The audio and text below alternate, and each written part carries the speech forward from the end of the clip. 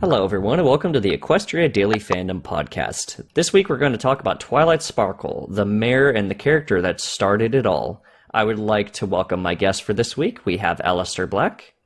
Hola. Sophisto. Hello. And we are Borg. Spike is best pony. Nice joke. To start off with, I think that what we want to do is talk about Twilight Sparkle's characterization over the seasons, because I'm pretty sure that that's, the kind of thing that would start the biggest and most interesting discussion, because, as we all know, the Twilight Sparkle from Seasons 1 and Seasons 5 are different, but also still the same, because we've had numerous characters that have sort of played off of what Twilight Sparkle was and now what she is. So I'll start off with Alistair. What do you think Twilight Sparkle's characterization was mainly in Season 1? Well, for me, Season 1 was a really interesting one to follow. It's the stepping stone, at least for establishing the character and getting her set up for what the writers had in mind, whether or not that was actually very developed at that time or not. But for me, at least the way I looked at her, she was introduced as a character that was going to be sent to this new place and engage with these new people and start with new ideas that she's never experienced before. And a lot of it is when I first saw her, I had always thought of her as like a shut-in, somebody who never really would take initiative on her own. She was always, more involved in her own personal endeavors, which is, I would say, similar to how she is in, the later seasons, like up today. But she was, very to herself. And, you could definitely see the progression throughout the seasons where the topics and her ideas and the way that she speaks about things becomes less self-centered and almost entirely based on assisting others or fulfilling her role as, what occurs in the later seasons. But yeah, she's definitely, her archetype more sets on, a very introverted mayor who, of course, with the Order of Celestia, has to go out and make these things happen, such as, the letters back to her about learning about friendship or, going to defeat an evil, boss. Or Season 1, the main focus of that was, the gala. There wasn't anything too crazy. But all in all, it was just, bringing the main six together as characters and really pulling on their personalities. And Twilight normally is the centerpiece for that. So she kind of feeds off of the emotion or the story that is projected at that time. But she's just a very diverse character to begin with. So there's a lot to her that makes her up. But all in all, yeah, I'd say her archetype was very secluded, shut in, very introverted. Seth, what do you think her characterization was, or if it changed at all when it came to Season 2? Twilight Sparkle in Season 2. The first real episode we had, because Discord's episode was technically Season 1. It was supposed to be the finale. So the first one we really got of her was Lesson 0. And as you all know, Lesson 0 was kind of the introduction to the real, completely bat crazy Twilight Sparkle that just loses her mind when things go wrong. And I think that kind of set the pace for her throughout the season, because there were some repeats in the time travel episode, whatever that one was called. I completely forgot. So seeing her just lose her mind and be adorable about it at the same time. Somehow she went crazy, full on psycho face, and still remained this cute pony throughout the season. I don't know, it just made me really respect the character. I kind of missed that feel of her that sort of faded throughout the season. Yeah, it was sort of like the stress, like she took on more responsibilities as she went into Season 2, just because she was becoming more and more the type of person that would help everyone's problems, even if it wasn't particularly have her in the episode. She always was in the background to at least provide something. And I think that's kind of indicative of what Lesson 0 was. It's like, it was the one day where, kind of like the slow day at work where like nothing goes wrong, and it's so unexpected, kind of in a meta way, because, all of these episodes need to have something for them to happen, and nothing happens, and then Twilight Sparkle makes something happen because she's so terrified of not solving something. Borg, what do you think about Season 3? what do you think her characterization changed from season 3 all the way up to the finale? Well, season 3, it was the short half season, and we really only got a couple good Twilight Sparkle episodes. With the beginning of the Crystal Empire two-parter, we had Twilight Sparkle was really paranoid about doing something herself, and the challenge that Celestia had given her to do that, and the Celestia had purposely not wanted her to do that. Despite that one being, what she said, Twilight Sparkle needed to rely on not only herself, but, those around her. And, I thought that was a fantastic growth moment for her, in those first 2 episodes, the end of that second two-parter where, Twilight was, she was so worried that how she hadn't done it by herself, Spike had helped, and all the ponies around her had helped, and Celestia's like, no, really, you got this. You're good. You passed. As for the rest of the season, Magic Duel was a great episode, bringing back Trixie, and I don't know if Seth actually watched the episode or if he just watched Trixie, but that was so many times. I know that really when you looked at it, I think this was kind of the beginning of where Twilight Sparkle suddenly wasn't like the end all. She wasn't defined by magic. She was started to be defined by friendship, and that she just had to like give up on the magic thing altogether in order to defeat Trixie, and really had to do just 100% work with her friends to accomplish defeating Trixie. And I thought that was a great episode that kind of featured that. And the only other thing we got from season 3 regarding Twilight, I guess there's the episode at the end was a little that had a little bit of Twilight in it. Just Magical Mystery Cure? Magical Mystery Cure. That had Twilight in it a little bit. A little bit. Just a little grew bit. Wings. As far as what happened character-wise for her, I don't think anything happened whatsoever. The episode was so rushed. Magical Mystery Cure. She's finally like ascends to Alicorn hood, and falls right into part 2 of Celestia's master plan, I suppose. And proved herself as being great in all of the elements of harmony, according to Celestia, despite her self-doubt. And I guess she goes into season 4 with kind of that self-doubt. Okay, I'm a princess now, but what?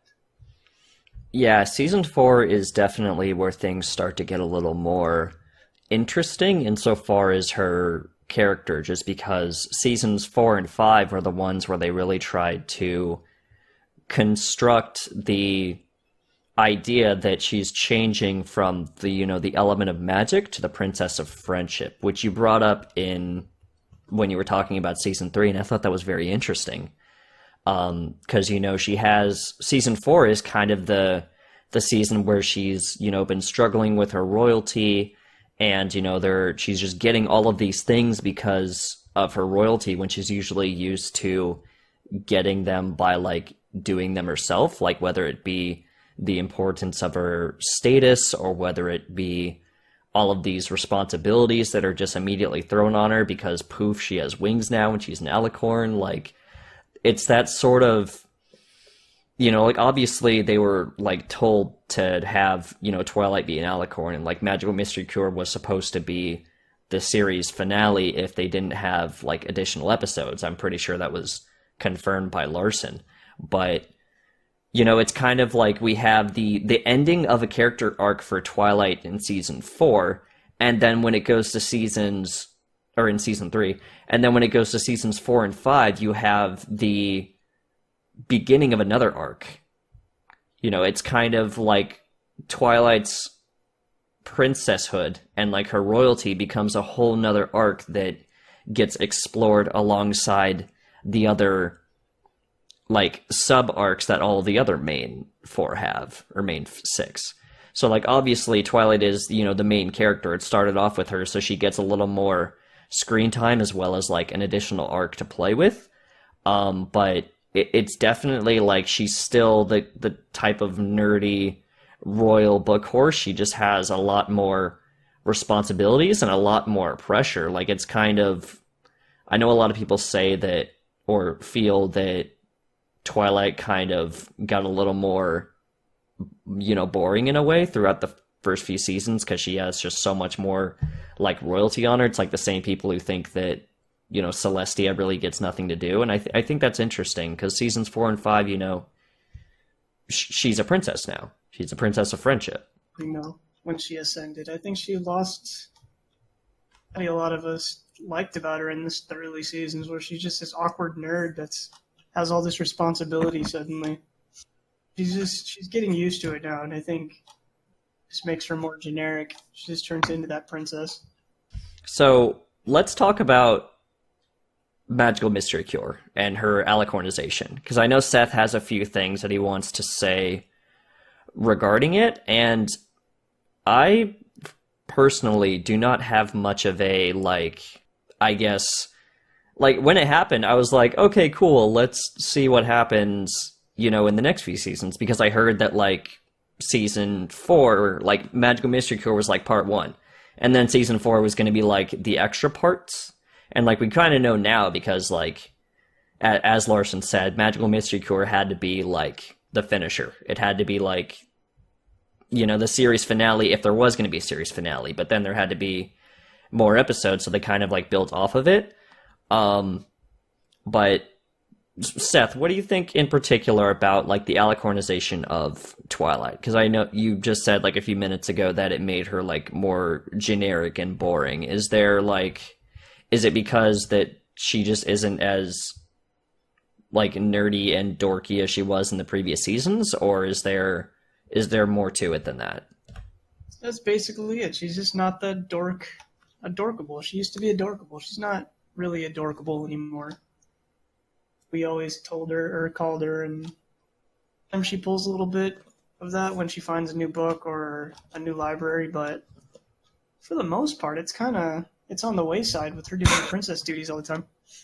Magical Mystery Cure itself just felt a little bit rushed, and based on what we've seen from the animation Bible and stuff over the years, it was. She actually was supposed to graduate at some point from Celestia's personal tutelage, I guess you call it. School of Witchcraft and Wizardry. Yeah, well, I mean, I don't think she's really even attending the school anymore. She's just, she is the apprentice. But at some point, there was an image in the Bible, the show Bible, that showed that she graduated from said school. So we missed, like, a huge chunk of lore for Twilight for the sake of selling toys. Point of the show and everything, but kind of wish they just tossed another Alicorn in there to sell toys of. Cadence was a good scapegoat. I think we dodged a bullet with Cadence. We would have had Twilight Princess in season 2. Well, the question I have is that was she ever really going to go back to the school? I mean, she was in the school and she was, you know, she kind of became Celestia's tutor. But when she was kind of put into Ponyville for the rest of the seasons, it never really seemed like she was going to go back to the school. Like, I think that's... No, I'm not saying she's going to school. I'm saying she's a student that's learning abroad, you know? Celestia assigned her that task instead of chilling at the actual school, you know?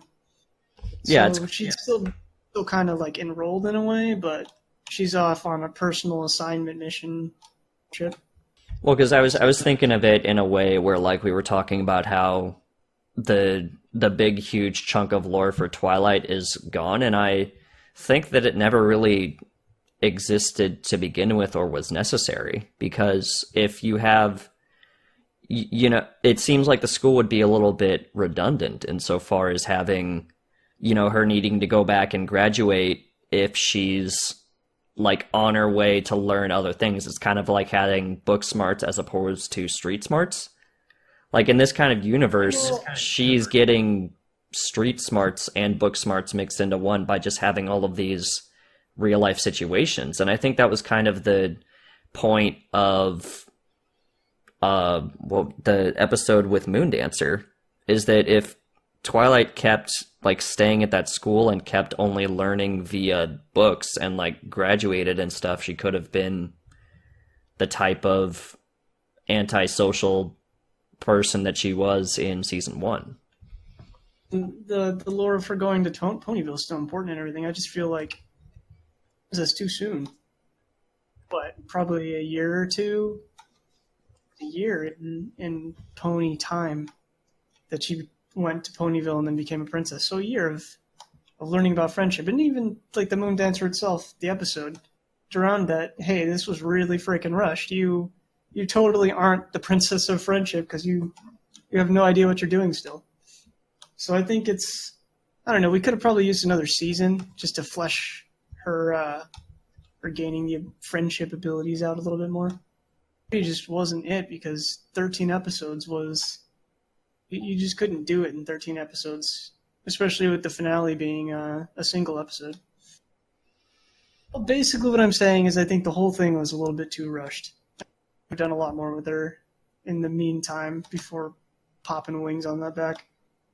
Yeah, I think that it was kind of, like, I will agree that to a certain extent it was rushed insofar as their alicornization. For some reason, I'm like in the minority to where I don't feel that the episode could have been any more, like, I don't think that it could have been like portrayed any better, because the moment that you try to like put any more like minutes onto, the cutie marks and everything, like if none of the stuff was songs, then it would have not worked. Like I would have felt that it would have been like banging you over the head with like, oh, all of the cutie marks are like replaced and what are we going to do, and oh, everything is terrible. But it was definitely, her alicornization was definitely it was kind of like, oh, they did it, and then they just had to put the pieces back together when it came to the next few seasons, which is kind of what Megan said on her Twitter when Magical Mystery Cure came out. It was like, oh, this is part 1, and season 4 is going to be part 2. And that's kind of what happened over the seasons, is that her alicornization was slowly getting more and more fleshed out to it, both with Princess Twilight Sparkle Part 1 and the Season 4 finale, which is kind of like, I don't really feel that did much with her alicornization or her status. It was more like the episodes in between that were hers. But yeah, there's the weird instance where I feel like we didn't need more episodes, but at the same time, we maybe could have needed like just one more with the main focus on her, that just kind of showed that, to just kind of pad the waters before she became an Alicorn, like take out Games Ponies Play and just replace it with one where it prepared all of us, but then like the shock factor as well as the like the surprise and the beauty of her transcending and becoming a student would have probably been lost a little bit. Did Alistair or Borg have anything to add? No, me personally, I agree with everything that's been set up until this point. I mean, I'm perfectly fine with where we're at, to be honest. I mean, of course, there's things that I wish that would have been done, just like everybody else. For the most part, I'm okay with where we're at. I don't have too much to say on it. I think we, yes, the episode was a little rushed, and sure, maybe if they had prepared us a little bit, we wouldn't have gotten that shock factor. But, I don't know if anyone could have been prepared. I feel like if you're preparing to become an Alicorn, you might end up like, you might end up in like a Sunset Shimmer situation where, you just want it. Maybe it's one of those things where, you don't want it. Now, was it all writing and toys and stuff like that? Yeah, probably. We got to have some Princess Twilight in there and stuff. And but as far as the inside inside the world of Equestria, then I think that I don't think Twilight could have been any more ready. I would have to agree that calling her the princess of friendship it's a little strong, considering how she's not bad at it, she's just kind of new at it. And it's what they're doing with her as the friendship is magic. It mostly makes me curious is if there's like some sort of tapestry that's sending cadence everywhere to make ponies fall in love, and the strange details involving that. That's pretty funny. But I think it could have been handled a little better. With maybe some more episodes or something, and maybe she's not very good at being the princess of friendship, but at the same time, were there other reasons for her needing to be an Alicorn in the world other than just being a princess of friendship? Strategically, it proved to be a little bit of advantage when the cutie remark, or I mean the when Tyrek came down. Yeah, when Tyrek came down and started wrecking stuff up, but I'm having a hard time at this point imagining what it would be like if it went any other way, because they've just come so far down this one particular road. Yeah, well, it's like her Alicornization is really meta in a way, because Twilight's not the type of person that would be like, okay, I'm ready to take on this huge responsibility. Like, she just does what she's told as a student. And like the same thing goes with not only us as fans, but like everyone else that has, like in the show itself, Celestia was not ready for Nightmare Moon to happen. She was not ready for Discord to happen. And like all of this, I feel that the world of Friendship is Magic has a lot of events that are just, they happen. Like, this is the type of world where no one is really ready for a lot of stuff, except Pinkie Pie, because she's a dirty cheater. But, like, all these problems, they just happen. And, like, seasons 4 and 5, they kind of have more of a constructed narrative to where things from the past affect the future. But a lot of seasons 1, 2, and 3 was just, like, stuff happens, stuff is thrown on these characters, and they kind of just have to roll with it. It's just the problem was that the Alicornization of Twilight was so big that it kind of was not really, like, not only what it was big, but it was rushed, as we have all agreed. But it's just, not only was the character not ready, but it just kind of has a bad taste in people's mouths, I feel, because I don't really think that Twilight was ever going to be ready. Even if we got another season, like, you would have had 13 of the episodes devoted to the CMC and the other characters, and then possibly another, like, 5 to 13, depending on Twilight, but then it becomes overblown. Which is why I kind of mentioned the whole, like, maybe she needed just one more episode, but even then, like, what do you even do with that? Because the whole point of Alicorn Twilight was it was fixed after it happened. Because there was no really other way that you could have done it without it making, like, sense, I feel. Alistair, you had something to add? Oh, no, I was just gonna say that at least for me, I thought it felt a little bit like, I don't think anything in life people are ready for. For me, I think that makes a little bit more of a genuine experience if characters are introduced to things or thrown into things before that a connection has been made. I mean, don't get me wrong, like a lot of, fantastic shows, like, I just rewatched Breaking Bad for the second time, and, it has a big build-up. You know what's going to happen, you anticipate it, and when it finally occurs, it's great and it's monumental, and, that's going to go down as a legendary TV show. However, another form of storytelling, I believe, is just throwing the characters into where they need to be, making things happen. And unfortunately, they don't have the opportunity to really put out these long, complex, arcs that they can build up or fund or, draw or animate, or they don't have those resources or that privilege to do so because of the, the situation they're in and, it being a market for toys or a medium for marketing toys. So for me, I that's how I look at it. Is I just think of it as something, that it just happens and we move on with it. I mean, I think that's our fandom in a nutshell. I mean, nobody was ready for bronies when we came out, but we did. We came out. We came out. That's a funny way to put it. We existed all of a sudden, and people made accommodations for that, just like everything else in the world. We overflowed off of 4chan into the rest of the internet. We just existed all of a sudden. So, the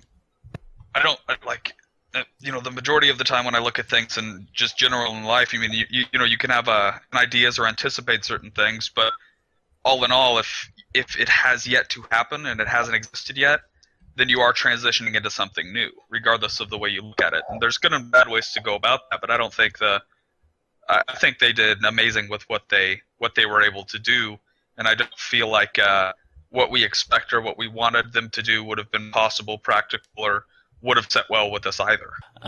We were talking about how Twilight totally wasn't ready for it. I wanted to point out that Celestia was totally ready for it. Like she's like, this has to happen. This is going to happen. I think even puppet Luna master. gave her some look. Yeah, they had that book. Yeah, the book, the Star Swirly book.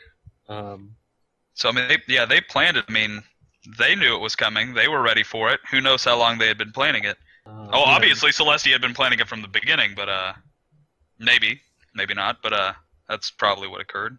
But I think that's another good way to look at it. Is was it in the way it was presented? So I mean, was it our job to have it a gradual change where we accept where it's coming, or did it happen that way for a specific reason? And I'm not speaking literally. I mean, obviously, they were, they didn't really have an option to do that. But as far as the story is concerned, moving forward, who's to say that wasn't something that needed to happen then and it didn't happen at the right time? Obviously, in terms of the lore, that is what occurred, and that is what we have. That's what we. It's kind of hard to go back on that now. Yeah, I think it would have made a little more sense if cutie marks and destiny were explained a little more, because they were kind of like it's magic type of explanation for. That's why we have comics. Just stuff happening. Well, yeah, there is that, but that's I think part of the confusion surrounding the Alicornization is that it was like her destiny, and we look back on it in hindsight and retrospect, it's oh duh, it was her destiny. Her name is Twilight Sparkle.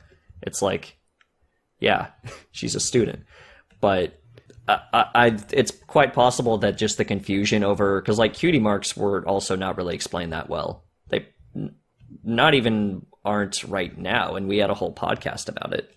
So I'll just move on to some questions. We could rapid fire a couple of these. What are your favorite Twilight Sparkle episodes? Alistair Black. Oh, that's took me off guard there. Oh, are we supposed to say? I didn't mean to. I'll blur it out. It's fine. Okay. That's a good question. Favorite Twilight specific one? Yeah.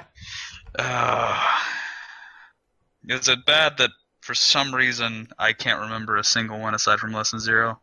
Help me out here. Help me out. What other opponent? Testing. 1, 2, 3 is a pretty good one. Okay, that's a good one. Oh shit. I would still. Damn it! I said it again. It's fine. I'd have to go for. I still think Lesson Zero was a pretty good one.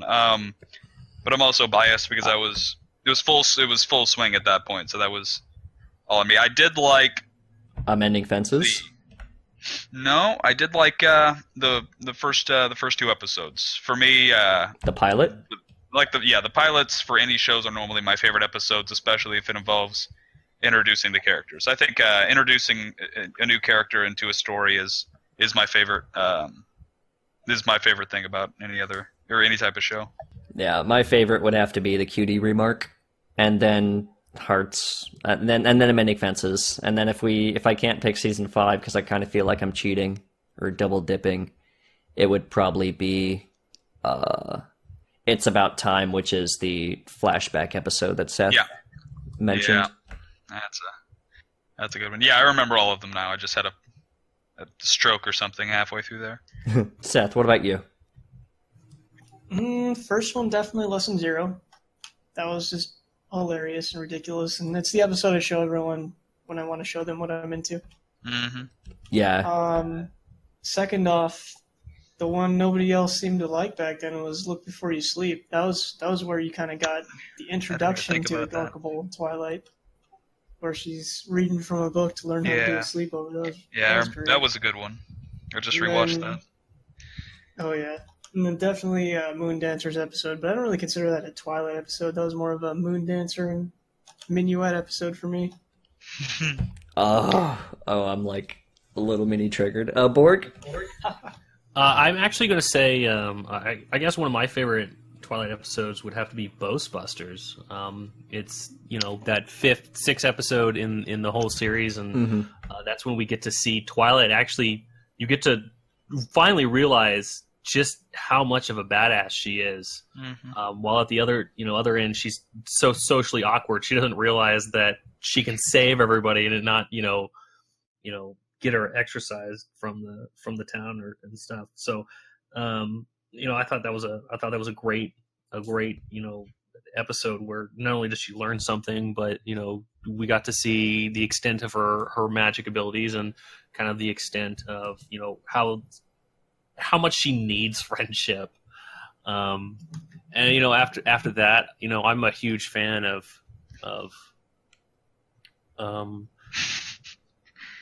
the Discord episodes. We're all in our A game. The Discord Twilight ship. Oh Yeah, God, don't ever absolutely, make of your life. course.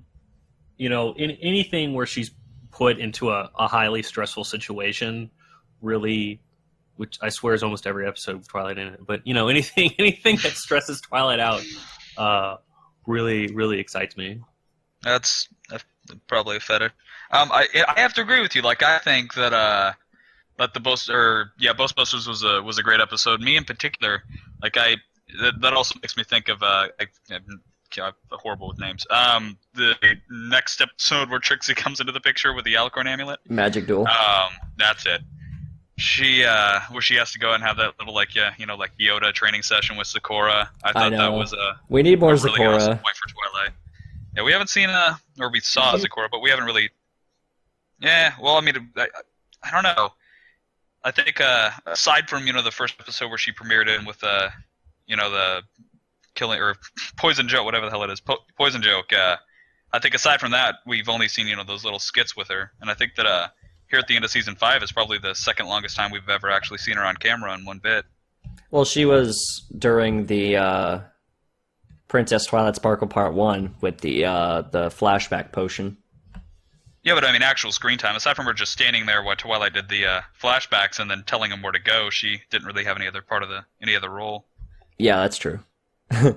What do you guys feel about the Twilight Sparkle Flash Sentry ship? Well, first off, Flash needs a character before we ship them. no. I got a simple thing to that. I mean, when you're suddenly thrown back into high school and all of a sudden you're a teenager, I mean, you got strange hormones all of a sudden, maybe you can't help but like some dude you bump into. Yeah, I mean, Flash could be Twilight's type, in a weird, like, I was a horse and now I'm a human way. Like, there could be That's just what that, confused me. there could just be like that physical attraction where it just Flash makes, is just a brony. That's all it is. yeah, He's a clone. It was, Twilight it was is kind of like proof us. That Twilight would go out with any brony, right? She'd be perfectly Flash is a fine brony, with it. and like most bronies, I That's don't want him what it anywhere is. near my ponies.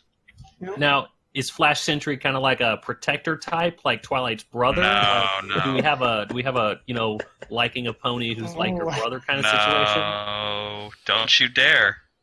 Don't you dare! You're on thin ice right now. I didn't even Look, think of that one. It's not creepy. According We're to gonna French be Switchcraft. we're gonna be in the same room one of these days. So I don't know, man. I don't know. I'd choose your words carefully.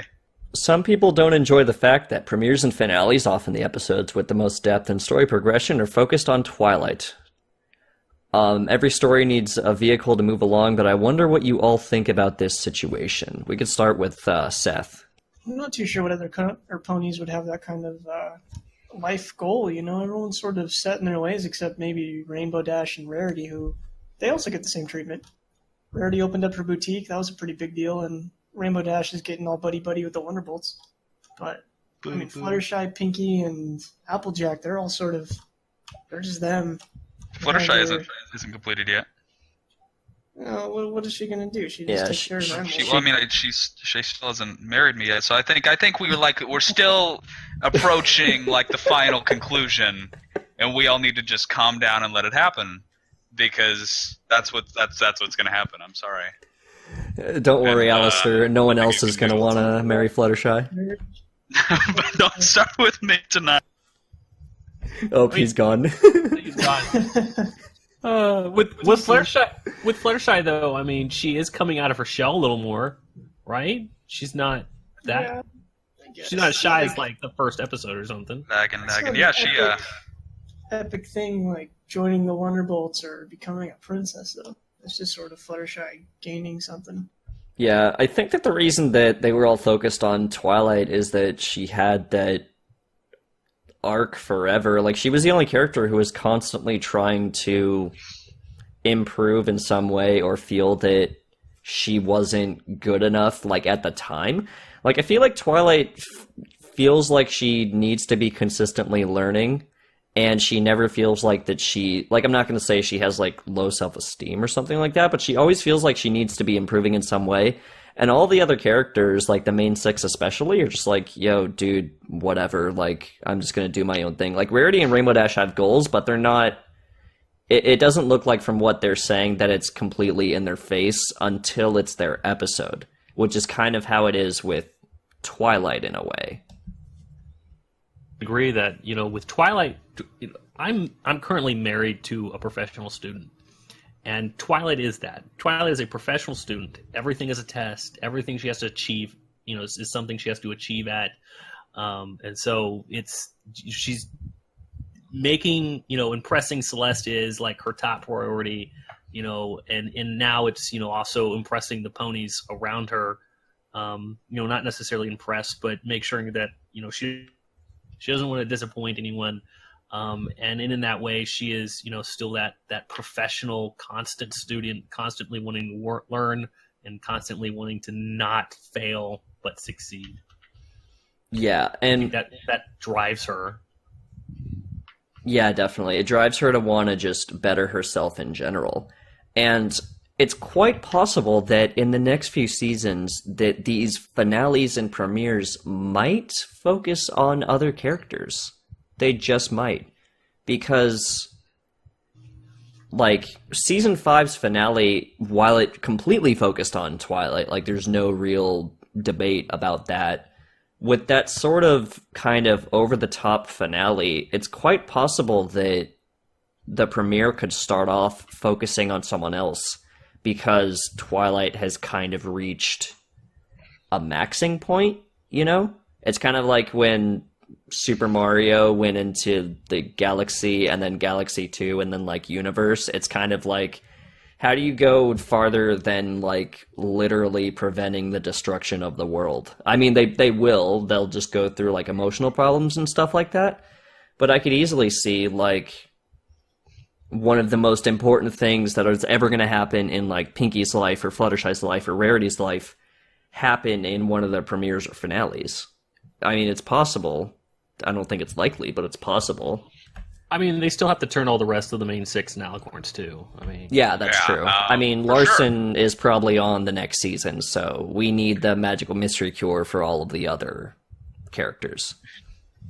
Like, everybody else is working on the movie right now, so he's one of the, probably going to be one of the lead artists for the next season, and I think, personally, that he's probably going to be, I think, a great way to put it is, there's going to be, some monster that needs that, comes to attack, and they need, like, the effort of every pony in the world, so Celestia makes everyone an Alicorn, and we just move on from there, I think.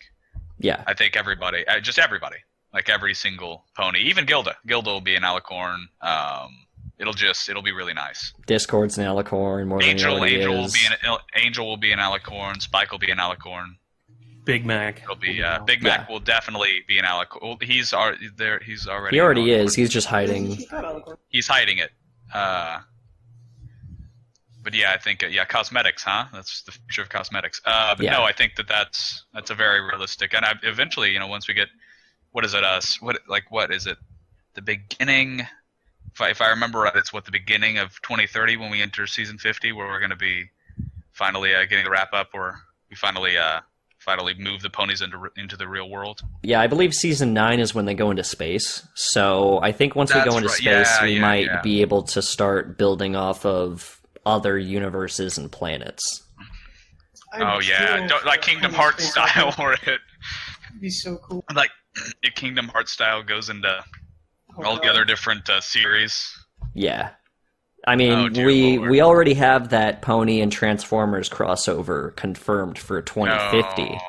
So once we have that happening, that's probably when it's going to move into like the real world, and we're going to get the human in Equestria narrative. And I think one of us is writing that season, actually. I think I've heard.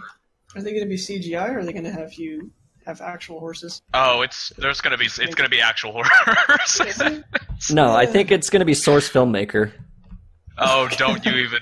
God damn! There's no way in hell. Absolutely. Oh, I'd be pissed. Now that we've destroyed the next 20 seasons of MLP. All right, so this is a hypothetical question. New series, Generation 5, same universe, but set in the future, different set of main characters. In your opinion, what role would Twilight play? Would she be Celestia 2.0, a dead legend with a ton of statues, a myth told to children, or royalty turned evil? All right, awesome. Yeah, well, after the bombs fall, I think she's going to be, a really prominent figure as a ministry mayor when they finally make Fallout Equestria canon. Oh, yes, of course. Seth? I mean, next generation of Twilight should probably just be another princess you don't see very often. She'd be the Luna and the Celestia out there in her lofty castle doing nothing. That'd be kind of cool. Doing things. That's what I see for the future. Yeah, if she doesn't end up on Earth, then I think that she should be the dead legend with a ton of statues, actually. I do like that. Like, her treehouse becomes, like, a type of museum or, like, graveyard type thing. Like, it's probably too depressing, actually, for the next generation. No, that's way too depressing. I don't even like that. Don't talk about that anymore. I mean, it could be, like, whoever made Celestia and Luna, which there's still no lore on that. I mean, a bunch of fans say that, like, Alicorn Faust made them. Like, Twilight could possibly be that. I think it was Faust recently, or one of the other writers that said that they do indeed have parents, the princesses. Oh, really? So that's neat. Yep. Natural unicorn reproduction will produce the princesses. In their words. Wow. This is not this new Flurry Heart thing starting to scare me even more than it was originally. Yeah. No, but seriously, that's what they said pretty recently. I don't know where it was, but I think it was at one of these conventions.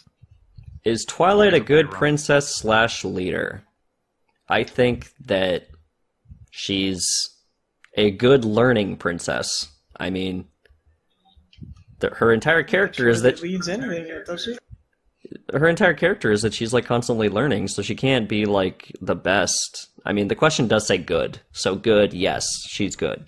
She's not the best, because if she's the best, the show should be ending, No, she's just a good princess. She's not a great leader. She's not even really a good leader. The main 6 are the only reason she's anywhere near a leader, just because when she screws up, and she always does, they back her up and fix it. So maybe the main 6 are the leaders. That's like her high council or something. Otherwise, I don't think she could pull off leading on her own. Yeah, I mean, aren't all of the thrones the same size along with Twilight's? Like, isn't her throne the same size as all of the main 6's? Let me look that up.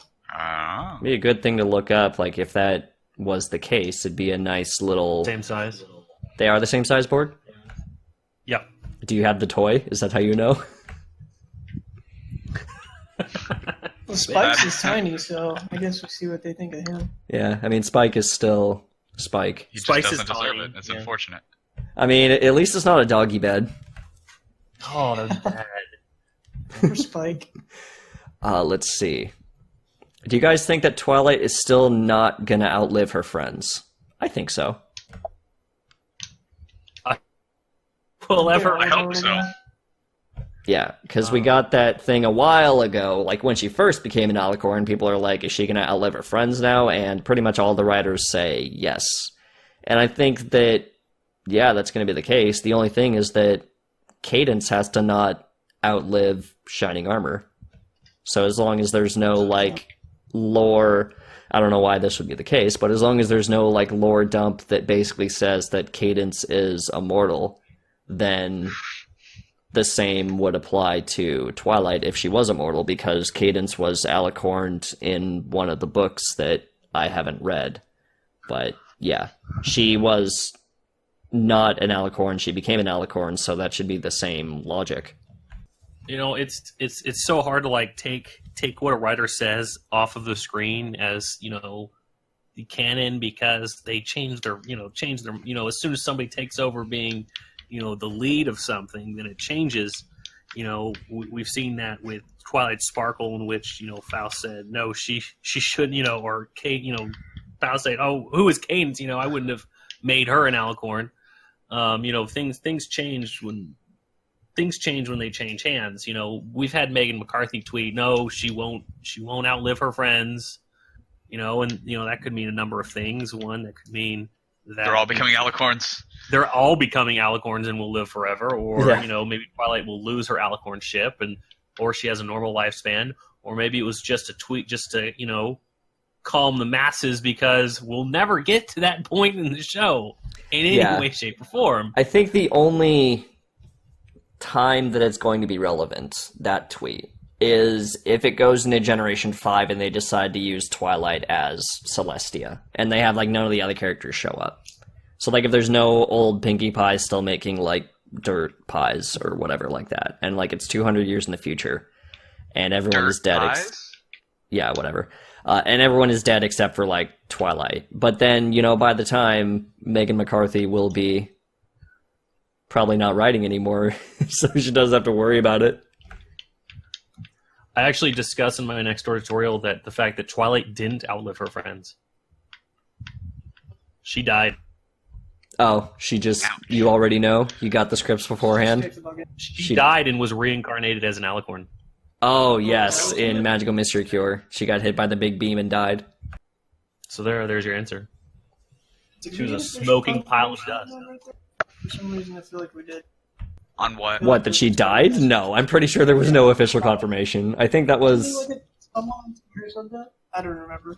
I thought maybe Larson might have said something like that. I think it was a joke for... I know he did the joke on the Anthropology 3 or 2 that, you know, that Twilight, you know, was died. He jumped out and said, and she's dead, that's it. Yeah, that's right. Something on Twitter. That's it, she's dead. Yeah, like he joked about it, funny. but I'm pretty sure it's not. If they wouldn't confirm that. No, that's horrible. Yeah. There's only been one canon death. It's just a bad Two idea. canon deaths. Yeah, Sombra and then the pony in the casket. Sombra's not. Yeah, No, Sombra, he's still like, he was the crystal, right? And then he gets resurrected in the comic. oh, yeah, that's right. I completely forgot about the comics. Yeah, that's a good point. Yeah, you're good. Yeah, he's alive-ish. He's just floating between dimensions or something. Yeah, something like that. I don't remember how that comic ended, but yeah, that's a good point. Yeah, he's It's alive. like the Burning Legion But- and WoW. But there's definitely that pony that was in the casket, or you saw the casket. I'm assuming there was a pony in it.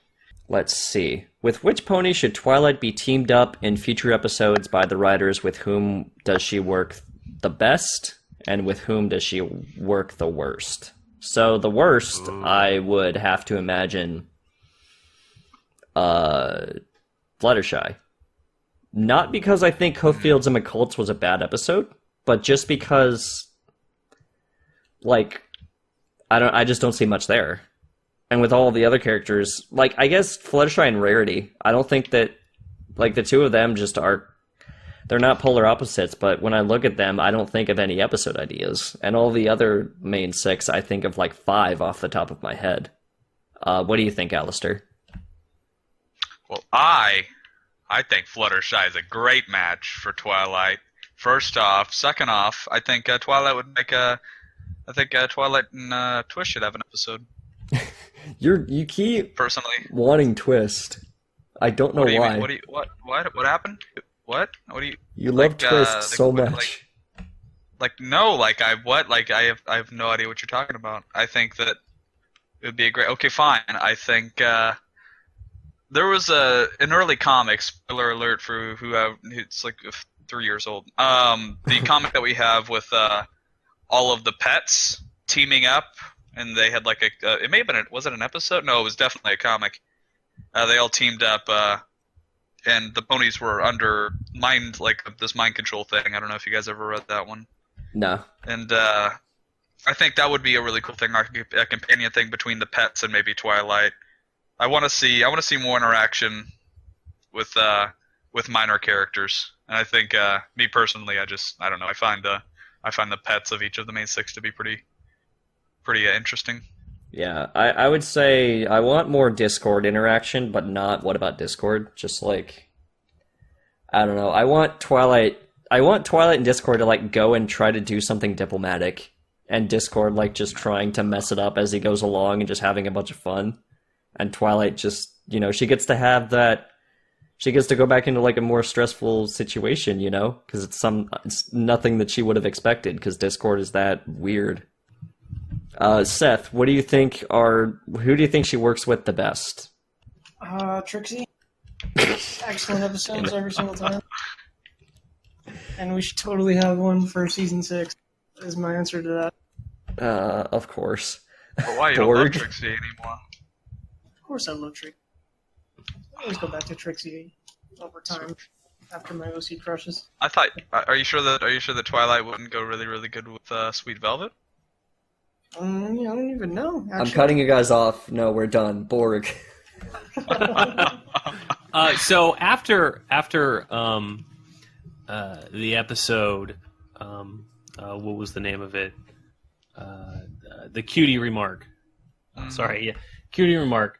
And Twilight's giving her presentation, where she's, basically, that would be that'd be a presentation I like to sit through, but where she's talking about cutie mark magic and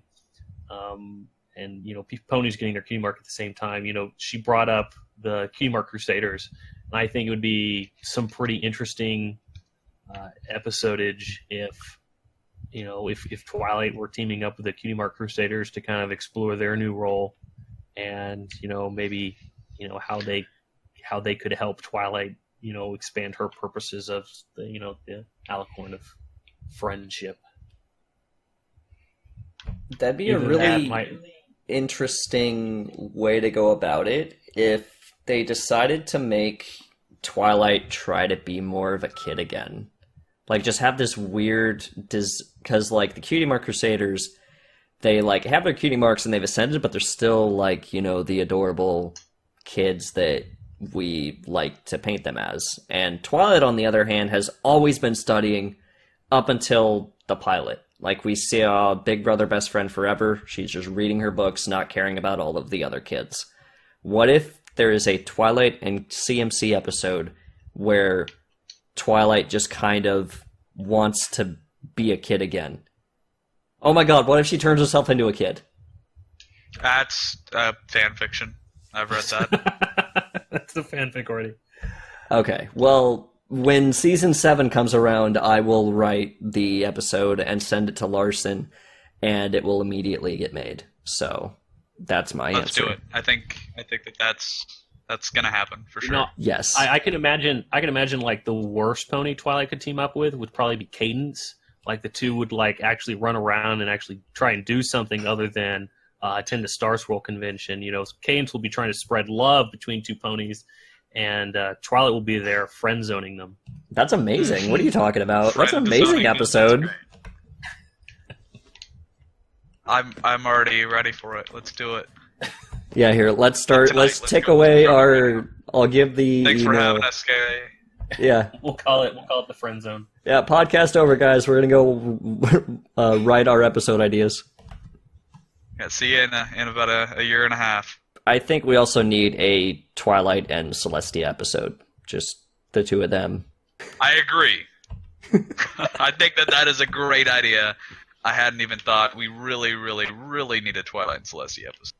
I think we Like, need I'm it surprised so we haven't. much that it needs to be like part of the movie. Like, Oh, that's yeah. probably going to be in the movie. Good job, Borg. Now we can't have it happen because you gave them an idea. They're going to listen to this and be like, oh, can't do it now. Yeah, we've already confirmed that the staff listen to every one of our podcasts every week. Yeah, so that sucks. Yeah, oh no, it's not going to happen anymore. What about Yeah. Twilight do you think makes her an interesting protagonist? I think we just kind of answered that. She's adorable, but she's also really...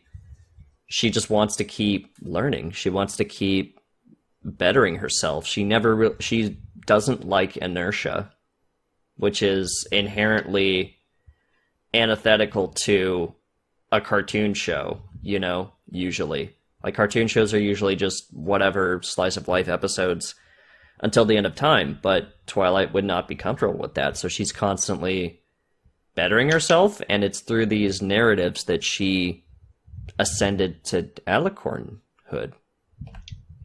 Alicornhood. All right, so I'm saving this question for last because it's long, but it's also really interesting. Okay, so it's basically talking about being a princess. The authors decided to turn something girls are believed to want to become, a princess, into something worth wanting to become. From Megan's comments on that, which previously she said, every girl wants to be a princess. We know she wanted to be a princess in her childhood. What is EQD's folks' own histories with princesses in fiction? Do we have princess characters that we are keen on? So, like, other media. How has your personal attitude to the concept of princesshood changed over time, if it did? And has MLP had any influence on it? And are there other fiction works nowadays that you believe contribute to, quote, making princesses cool? So I think that's the main ideology behind here, is that princesses, at least in my experience, have previously just been characters that are important because they exist.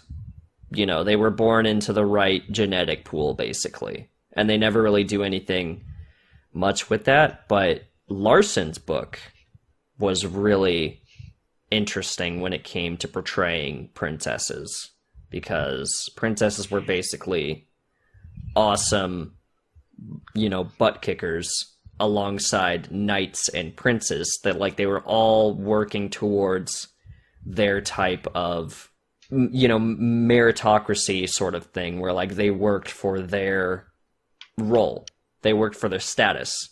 And princess usually is a type of status that's never worked for. Allie, do you have anything to add? I personally, I don't know if it's just what I've been exposed to. I never really had any past experiences with fictions that involved princesses or any type of really any hierarchy like that, actually. At least that I can remember, or at least that I spent a lot of time with, and I never got a chance to have yet to actually read Larson's book. I have it sitting right over there on the counter. I just suck at doing things. But me personally, I just haven't had enough exposure to really have an opinion on the matter. Borg, have anything to add?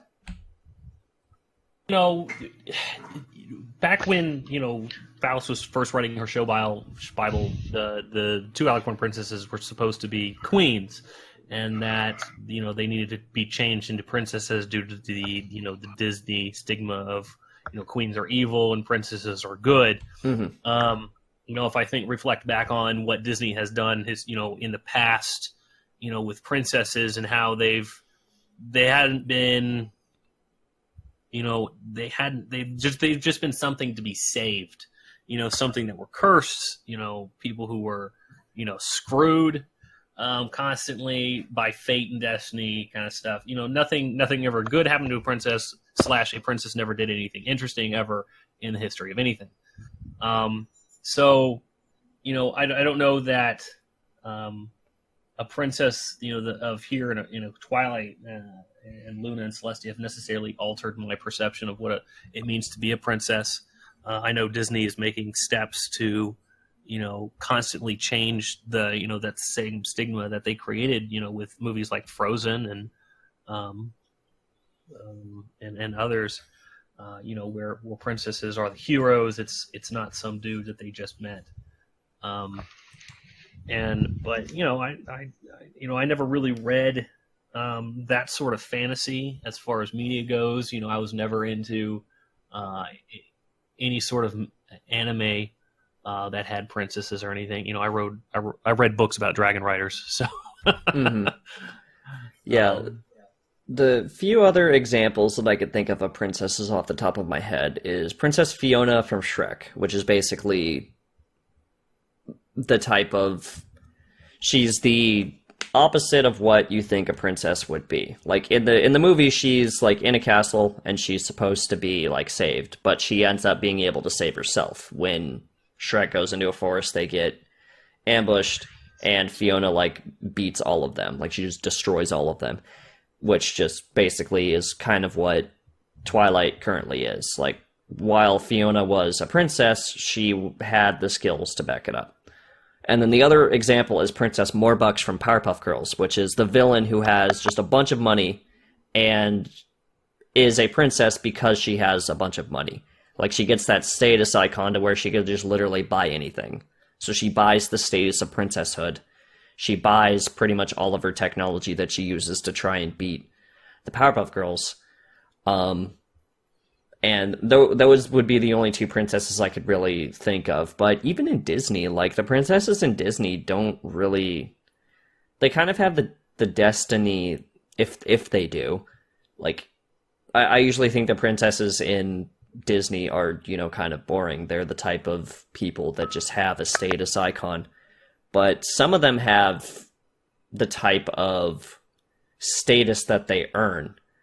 Like a princess usually... throughout history, has been just someone that's a daughter of the king or queen. Like, that's it. But, recently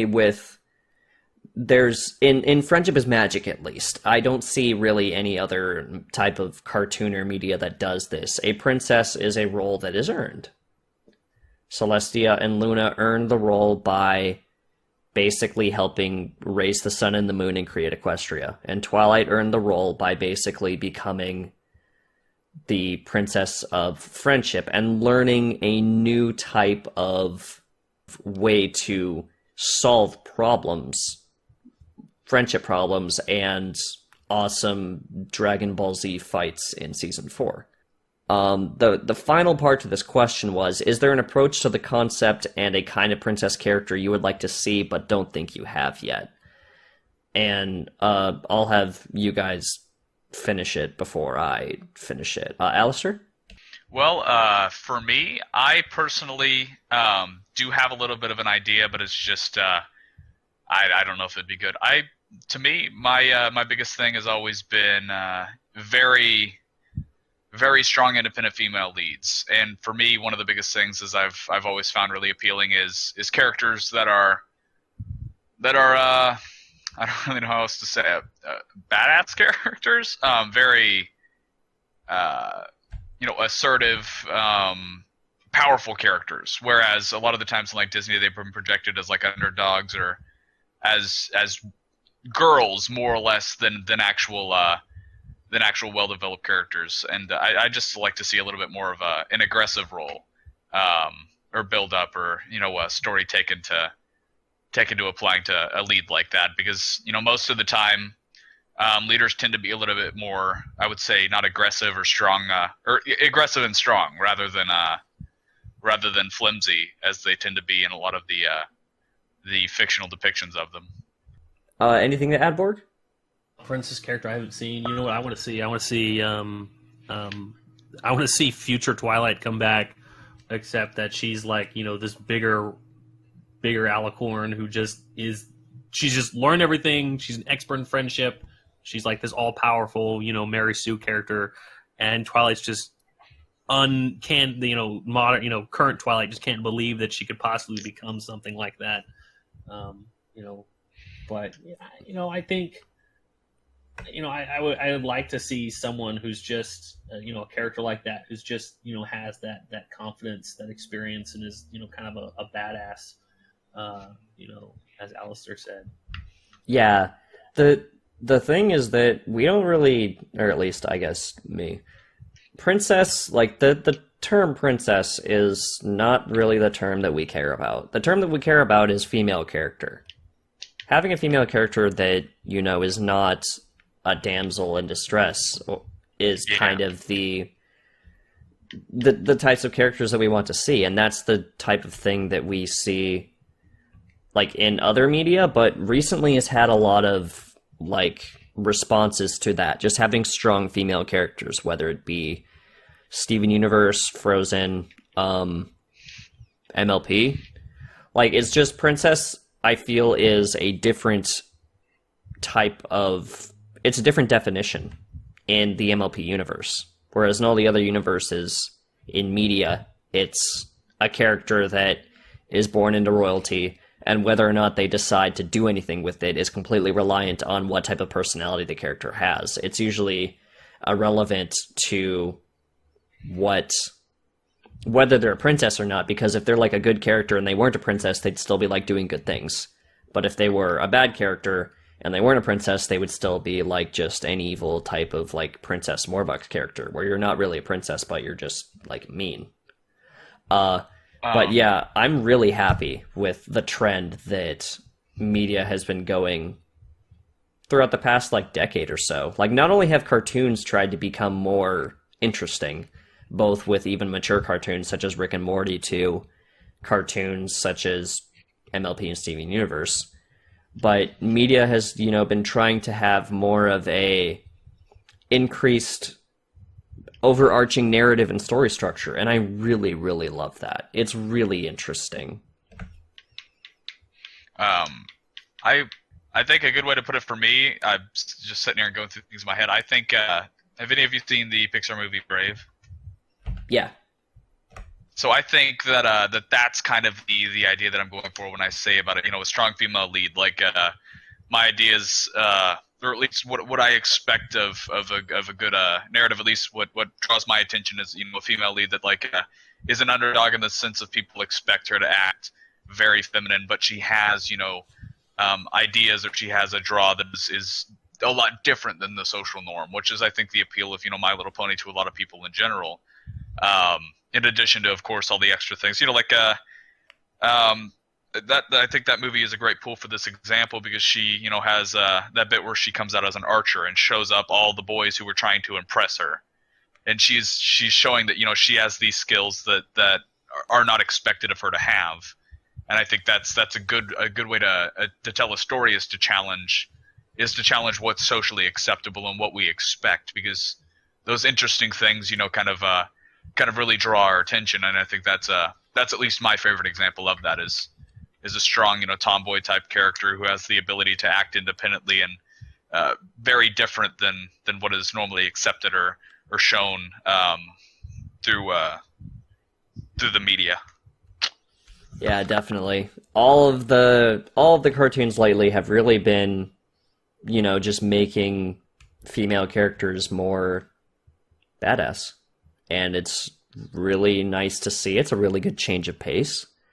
And I hope that, you know, we just have more awesome characters, you know, whether they be male or female, it's just really awesome characters in general.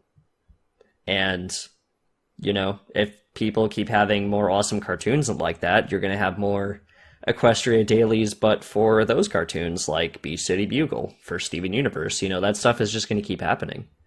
And, you know, I can't wait to see what is in for the future. Thank you very much for all of your questions.